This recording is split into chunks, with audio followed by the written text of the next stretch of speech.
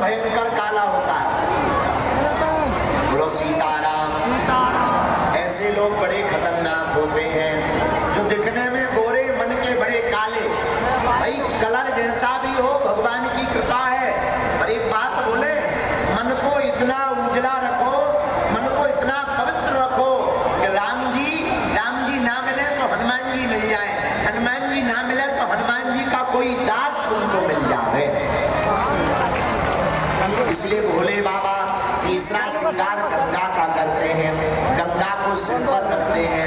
अब भोले बाबा का चौथा श्रृंगार सुनो। भोले बाबा का चौथा श्रृंगार है त्रिपुंड। मस्तक पर 3 डंडी लकीरें रहती हैं। ये त्रिपुंड क्यों रहता है भैया? त्रिपुंड है भूत, भविष्य और वर्तमान का प्रतीक। तीनों कालों को बताने की क्षमता जिसमें है वो त्रिपुंडधारी केवल और केवल एक ही है, वो भूत भावन महादेव है। लोग हमारे पास आते, महाराज जी हमारा भविष्य बताओ, बढ़िया सा भविष्य बताओ। भैया भविष्य हम जो भी बता दें वो बात तो ठीक है, हनुमान जी की, बागेश्वर बालाजी की कृपा है, पर देवघर वालों को भविष्य पूछने की आवश्यकता नहीं है।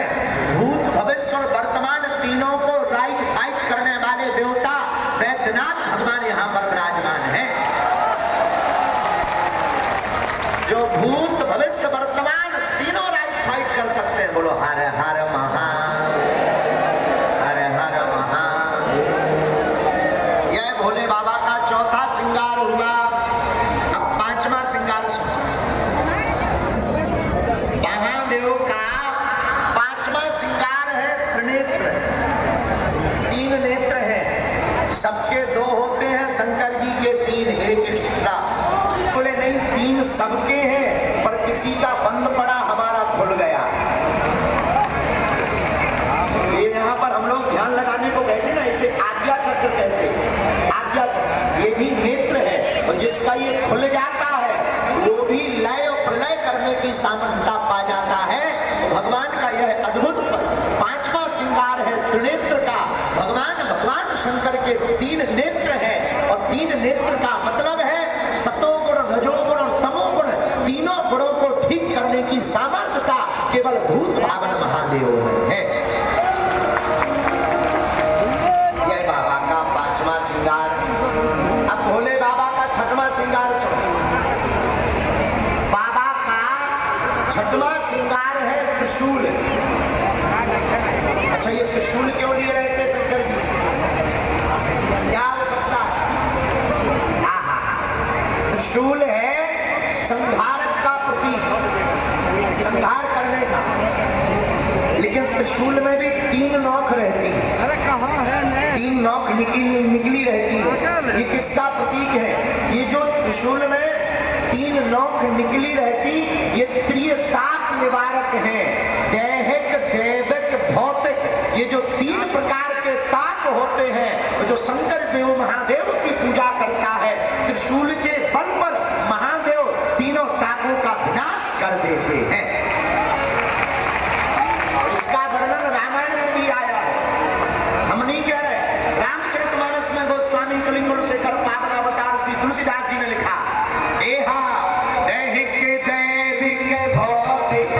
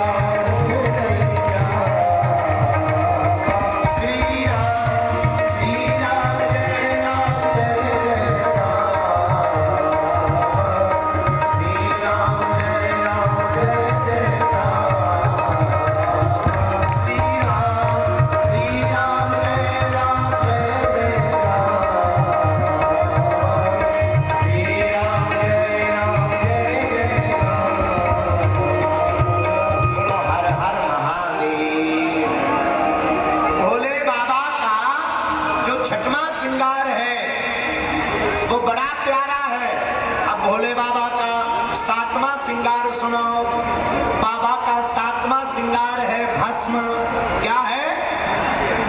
यूं मान के चलो कैलाश पर्वत का पाउडर। हम लोग यहाँ पाउडर लगाते, भोले बाबा भस्म के रूप में पाउडर लगाते हैं, भस्म को धारण करते हैं। अभी हम जब गए, हमारे यहाँ के लाडले सांसद जी, हमारे बड़े ही प्रिय श्री निशिकांत द्विवेदी भी साथ में थे, बहना भी साथ में थी। खूब धक्का मुक्की हुई, बहुत भीड़ थी, जगह जगह पागल ही पागल थे। लेकिन जैसे ही वहां गए, वहां के पंडे आचार्यों ने, वहां के पुरोहितों ने, भगवान शंकर के पुजारियों ने वेद मंत्रोच्चारण करके जब भस्म चढ़वाया, ऐसा लगा हम भी देवघर वासी हो गए हों। क्या बोले मंत्र, अद्भुत। और धन्य है यहाँ के पुजारी, इतने उदार पुजारी हैं, इतने करुणावान यहाँ के पुजारी हैं। पूरी भस्म भगवान शंकर पर डलवा दी। महाराज पूरी डालो, हम तो कम डाल रहे थे क्योंकि हम कंजूस हैं। लेकिन उन्होंने कहा नहीं पूरी डालो, हमने भी पूरी ली।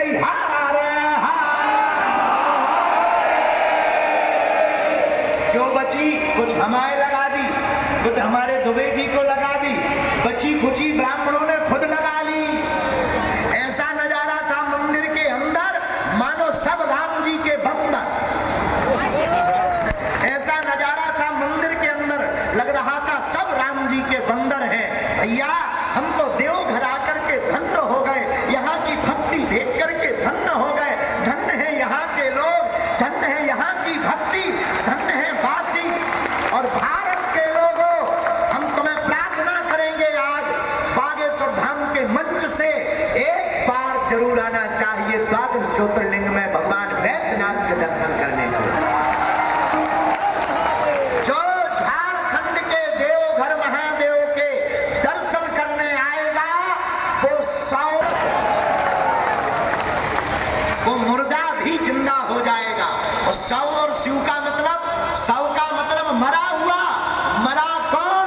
जिसके हृदय में राम नहीं, जिसके हृदय में संतों के प्रति प्रेम नहीं, जिसे हिंदुत्व से प्यार नहीं, वो मरा हुआ मुर्दे के समान है। इसीलिए देवघर में जो आकर के महादेव की भक्ति करता है, आहा धन्य है भोले बाबा। आदमी कहते ना भस्म कर देंगे, ये वही भोले बाबा को भस्म प्रिय। अच्छा भोले बाबा को भस्म क्यों प्रिय है? क्या बात है? भस्म क्यों लगाते हैं और कब से लगाई? आहा, एक बार भोले बाबा एक जगह चले जा रहे थे, रास्ते में एक मुर्दा शव लेटा हुआ चला जा रहा था। पीछे पीछे लोग कह रहे थे राम नाम सत्य है, राम नाम सत्य है, राम नाम सत्य है, राम नाम। भोले बाबा को लगा ये तो हमारी पार्टी के आदमी हैं। सो भोले बाबा पीछे हो गए। अब भोले बाबा भी कहने लगे राम नाम सत्य है, राम नाम सत्य बोलो, राम नाम। भोले बाबा सत्य सत्य कहते हुए जाने लगे। लेकिन जैसे ही शमशान घाट पर मुर्दा पहुंचा, मुर्दे में आग लगाई, सत्य बोलने वाले अपनी अपनी बातें करने लगे। एक बोला एक बात बताओ, ये कब मर गए थे? दूसरा बोला भैया हमें तो लगता है सुबह ही चले गए। तीसरा बोला क्या बताएं, इनको आज ही मरना था, रविवार को मर जाते, कम से कम हमारे काम तो नहीं बिगड़ते। चौथा बोला हम भी क्या बताएं, हम तो अपनी बिजली का बिल जमा जल गया और उसकी भस्म बच गई। उसी भस्म को सीताराम कहते हुए अपने शरीर में लगा लिया। उसी दिन से भोले बाबा को भस्म चढ़ने लगी। हार हार।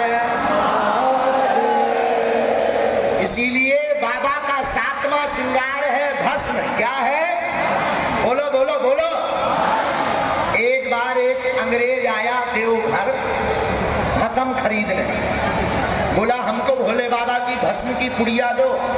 तो यहाँ का एक हमारा चेला था पुराना चंगीला, वो दुकान पर बैठा था, उसने पुड़िया दी। अंग्रेज ने पूछा कितने रुपए की? उसने कहा ओनली 20 रुपीस, 20 रुपया। अब अंग्रेज ने वो पुड़िया ली, यहाँ से देखे वहां से देखे। दुकानदार चंगीलाल ने पूछा क्या बात है सर, क्या देख रहे हो? अंग्रेज बोला हम देख रहे हैं एक्सपायरी डेट नहीं लिखी इसमें। तो दुकानदार मुस्कुराता हुआ बोला अंग्रेज साहब इसमें कोई एक्सपायरी डेट नहीं है, क्योंकि ये बनी ही एक्सपायर्ड लोगों से है, ये बनी एक्सपायर्ड लोगों से है। तब तक मुस्कुराता हुआ अंग्रेज बोला अच्छा बोले यस। अंग्रेज बोला फिर तो ये खराब नहीं हो जाएगी। अरे देवघर का झारखंड का आदमी कच्चा थोड़ी होता है, झारखंड का आदमी तो ऊंचा होता देवघर का। झारखंड का देवघर का आदमी मुस्कुराता बोला ए अंग्रेज बाबू ये बनी एक्सपायर्ड लोगों से है, लेकिन जो भी अपने माथे पर लगाता है उसकी एक्सपायरी डेट बढ़ जाती है। ये भस्म का सिद्धांत है। इसलिए भोले बाबा का 7वां श्रृंगार भस्म है। 8वां श्रृंगार क्या है? रुद्राक्ष की माला। क्या है? बोलो बोलो बोलो।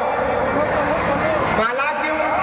भगवान शंकर के आंखों से जो अश्रु निकले, राम नाम कहते हुए राम की याद में जो आंसू निकले, उसी से रुद्राक्ष की उत्पत्ति हुई। और राम से रुद्राक्ष की उत्पत्ति हुई, अश्रु से भगवान शंकर के अश्रु से रुद्राक्ष की उत्पत्ति हुई।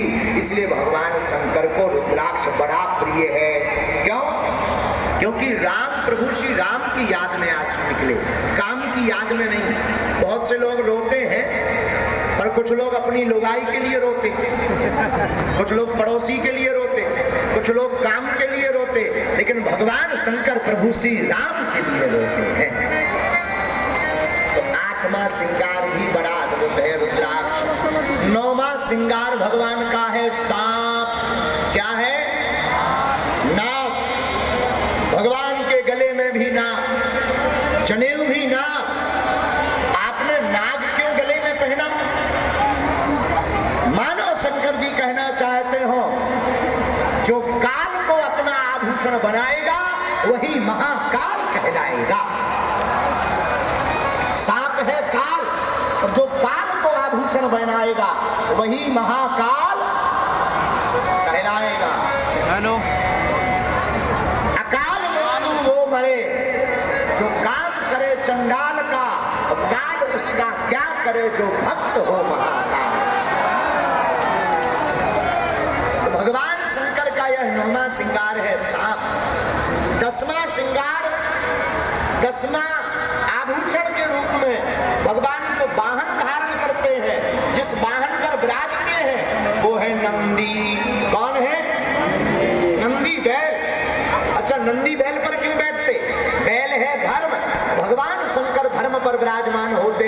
मेरे पागलों, जो धर्म के साथ चलेगा वही भगवान शंकर का सच्चा भक्त कहलाएगा। बोलो हर हर। भगवान शंकर का 11वां श्रृंगार है डमरू। क्या है? डमरू। भगवान डमरू को हाथ में लेकर के अनाहत नाद को छेड़ते हैं। डमरू का अनाहत नाद से 14 सूत्र प्रकट भय। आई वर्ण ऋण ये भगवान शंकर की डमरू से सूत्र प्रकट भय। तंत्र भी भगवान शंकर की डमरू से प्रकट भया, मंत्र भी भगवान शंकर की डमरू से प्रकट भय।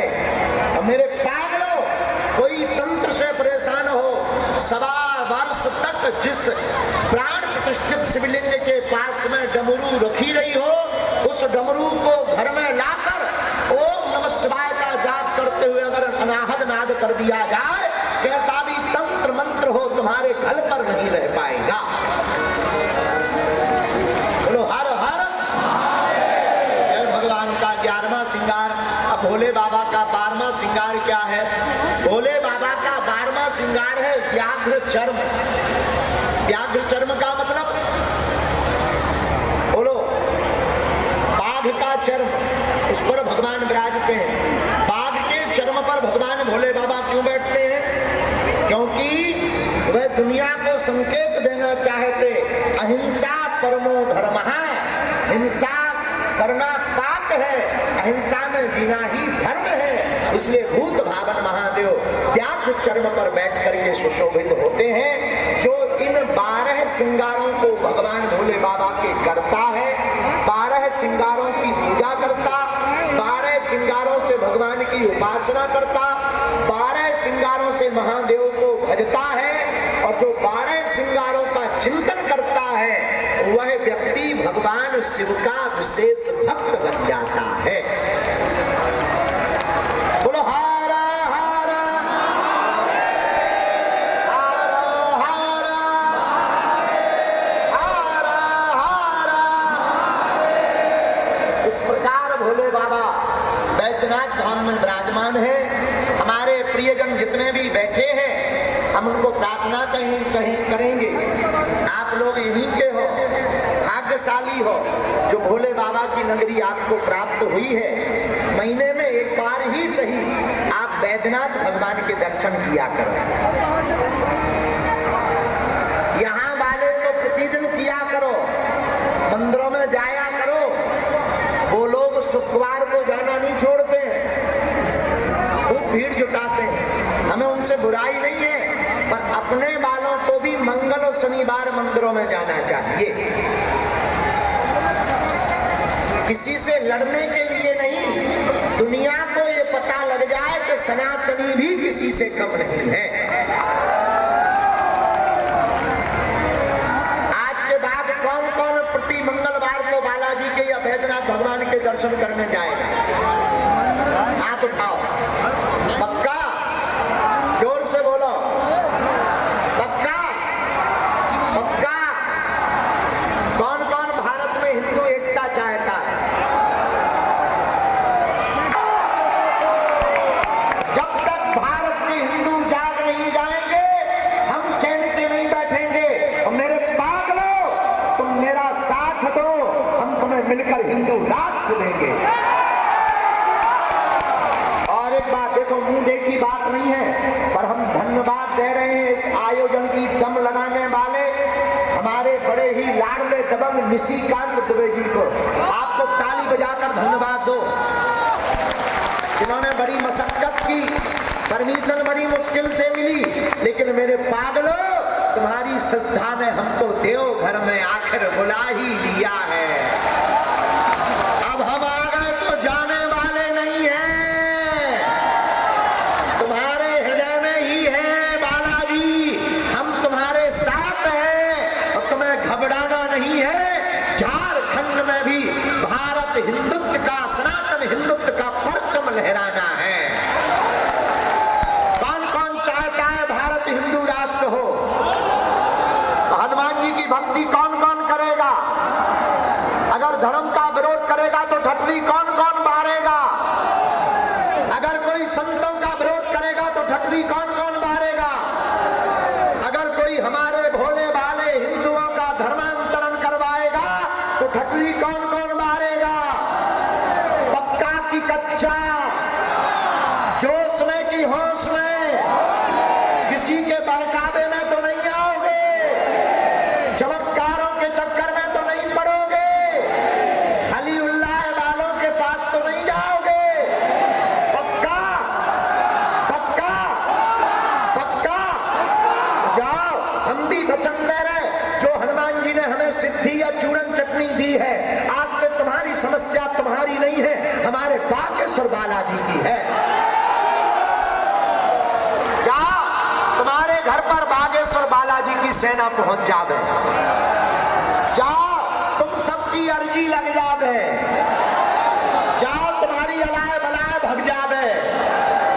जितने भी लोग आज कथा में दोनों तीनों पंडालों में आए हैं, प्रांगण में खड़े हैं, इस तरफ धूप में खड़े हैं, बड़ी श्रद्धा के साथ बैठे हैं, जाओ, हम अपने बालाजी के चरणों में जो सन्यासी बाबा की सिद्धियां हैं, जो दादा गुरु जी का प्रताप है, और जिसके बल पर हमने धर्म विरोधियों की ठटरी बारी है, जाओ, आज से तुम्हारे घर में जय जयकार होने लगेगी। बोलो हारा हारा। अब हम सामूहिक अर्जी लगा दे रहे हैं, दोनों हाथों की मुट्ठी बांध लो सभी लोग। तुम लोग आए तो थे पर्चा के चक्कर में, लेकिन हम बदमाश निकले, हमने हनुमान जी की चर्चा पकड़ा थी। पूछो क्यों? पर्चा से तो कुछ लोगों का भला होना था, हनुमान जी की चर्चा से सबका भला होगा। अच्छा, जीवन भर के लिए बागेश्वर बालाजी